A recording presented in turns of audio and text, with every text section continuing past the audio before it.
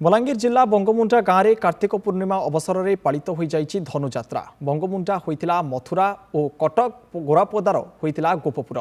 अपराह्न अष्टमल्ल सुसज्जित हाथी पिछे बसी महाराज कंस नगर परिक्रमा करथिले।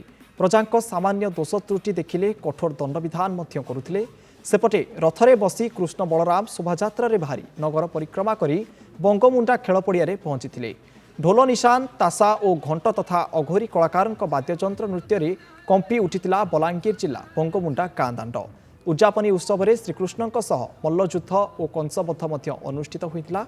यह अवसर में मीना बजार और विभिन्न सांस्कृतिक कार्यक्रम और आतसबाजी दर्शकों मन मोहिता। दीर्घ 38 वर्ष धरी बंगमुंडारे यह धनुजात्रा पालित हो आसथिबा बेले गत 24 वर्ष धरी यह यात्रा को जाकजमक पालन करा जाउछि।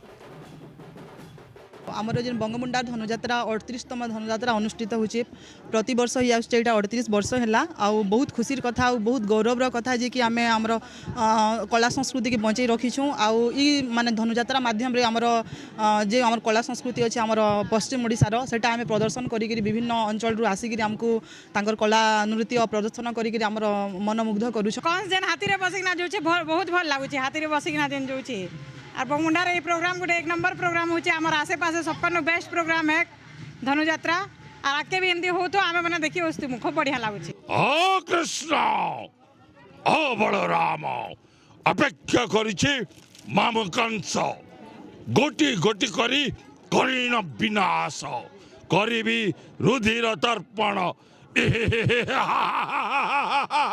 আজি धर्मर जय सत्यर जय। धर्म निकटरे अधर्म आज आत्मसमर्पण करिछि। धनुजात्रा पालन मुख्य उद्देश्य है लुप्त हो जाउथिबा आमर अंचलर तथा ए पौराणिक परंपरा के आम उज्जीवित करबा पई